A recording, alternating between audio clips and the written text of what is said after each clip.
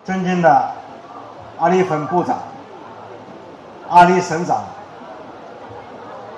尊敬的托托克将军、尊敬的阿哈迈德县长。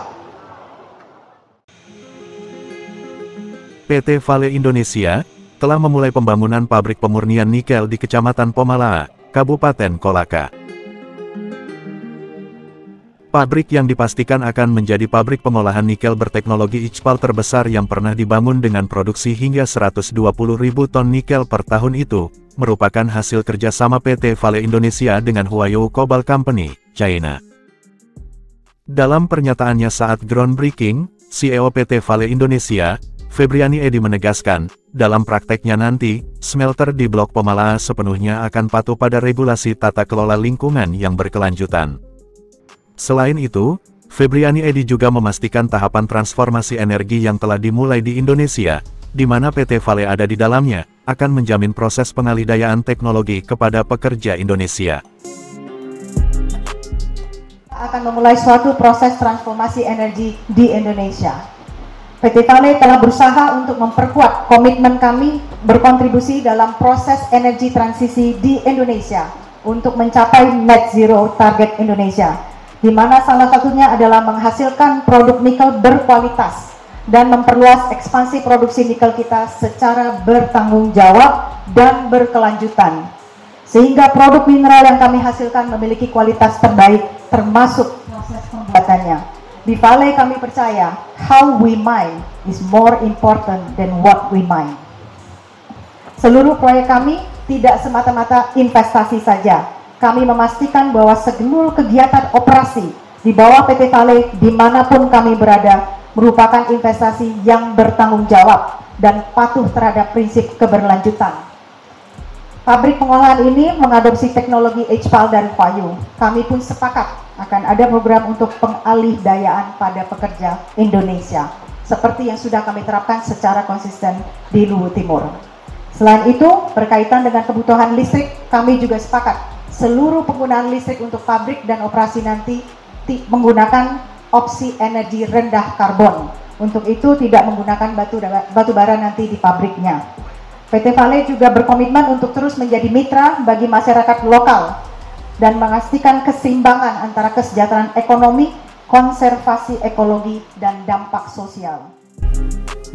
Menanggapi pernyataan CEO PT Vale Indonesia, Menteri Koordinator Maritim dan Investasi, Luhut Binsar Panjaitan, akan menjadikan PT Vale Indonesia sebagai model dalam hal praktek pertambangan yang bertanggung jawab. Selain itu Luhut juga menegaskan sikap Indonesia dalam penanganan lingkungan dan kaitannya dengan industri. Indonesia, tegas Luhut, tidak akan pernah bisa diatur oleh negara manapun. Itu memang lingkungannya diperhatikan betul. Oleh karena itu minggu depan saya mau bikin rapat. Saya akan undang nanti SDM, KLHK, untuk merumuskan lagi bagaimana Vale Indonesia itu menjadi model dalam penanganan lingkungan. Dan saya pikir ini kerjasama Pemda dengan Vale Indonesia yang luar biasa dan didukung oleh aparat kepolisian maupun TNI. Jadi kita harus menunjukkan ke dunia bahwa bangsa ini bangsa besar, bangsa yang bisa ngatur dirinya. Tidak perlu negara-negara lain tuh ngatur-ngatur kita, kalian lingkungan harus begini, begono segala macam, tidak. Ya. Kita tahu apa yang harus kita lakukan. Jadi dalam perundingan saya menyangkut JETP, itu mengenai energy transition, mengenai early retirement coal fire dengan pihak Amerika. Ini ada Rahmat sebagai ketua tim. Itu saya berikan syarat 3 pada mereka. Jadi saya yang berikan syarat.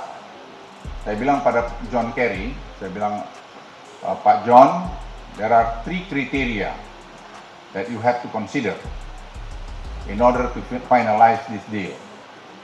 Saya bilang, kriteria nomor 1, apapun yang kalian usulkan ke kami akan consider itu diterima.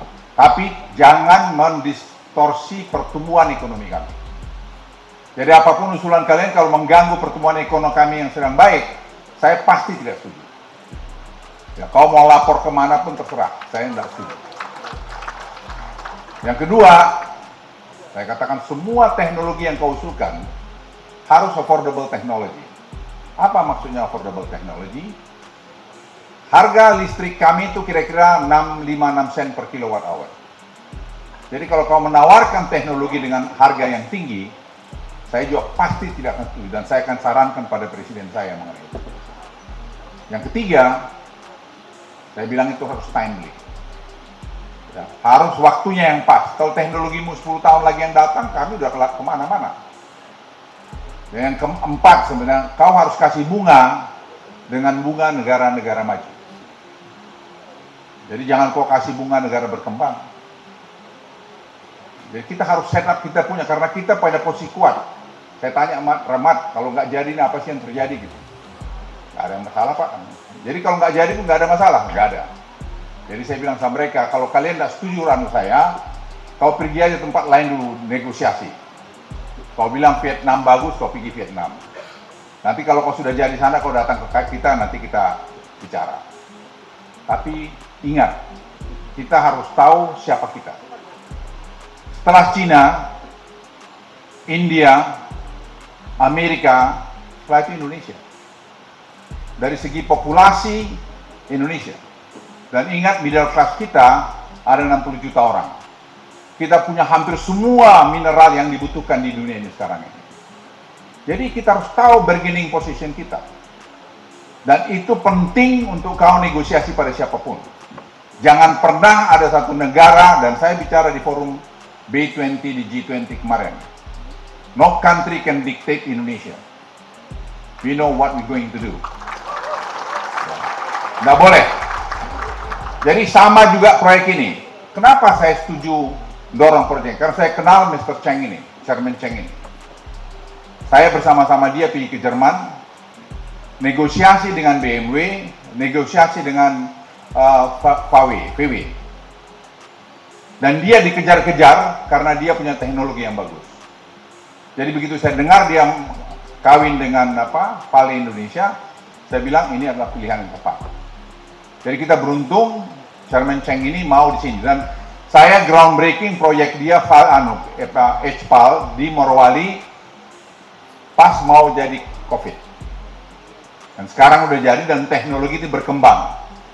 Jadi HPAL yang terbesar di dunia itu ada di Indonesia, dan orang tidak bisa bikin lithium baterai tanpa HPAL tadi. Pada bagian lain, Chairman Zhejiang Huayou Cobalt Company mengatakan, pihaknya berkomitmen mendukung penerapan teknologi HPAL pada semua pabrik yang melibatkan pihaknya. Hal itu sekaligus untuk membuktikan bahwa Zhejiang Huayou Cobalt Company benar-benar memiliki visi membangun industri berkelanjutan yang rendah emisi karbon melalui praktek energi hijau. 与淡水河谷自2017年就有业务合作。2017年10月，华友与淡水河谷签订了第一份订单业务合作。2018年。 Semua keunggulan sumber daya untuk bisa diinvestasikan bersama di proyek ini, saling juga menggali kepercayaan yang mendalam, terus berinovasi, dan juga menggunakan sebuah teknologi yang paling unggul di dunia untuk proyek ini, sehingga kita bisa merealisasikan sebuah proyek yang rendah karbon dan hijau. Untuk diketahui, nantinya smelter PT Vale Indonesia di Blok Pomalaa akan mengolah ore nikel kadar rendah atau limonit menjadi produk mixed hydroxide precipitate atau MHP dengan penerapan teknologi high pressure acid leaching. Mixed hydroxide precipitate atau MHP adalah salah satu material utama dalam pembuatan baterai untuk kendaraan bertenaga listrik maupun produk turunan lainnya. Saat ini di Indonesia setidaknya terdapat 6 proyek fasilitas pengolahan dan pemurnian nikel dengan teknologi HPAL. Dari 6 proyek HPAL tersebut, 1 diantaranya telah beroperasi, yakni milik PT Halmahera Persada Lijen, anak usaha Harita Group. Sayangnya, hingga kini hampir semua MHP produksi smelter berteknologi HPAL di Indonesia masih untuk tujuan ekspor. Hal ini disebabkan belum ada industri hilir di dalam negeri yang mampu mengolah lebih lanjut hasil smelter ICPAL itu menjadi produk turunannya.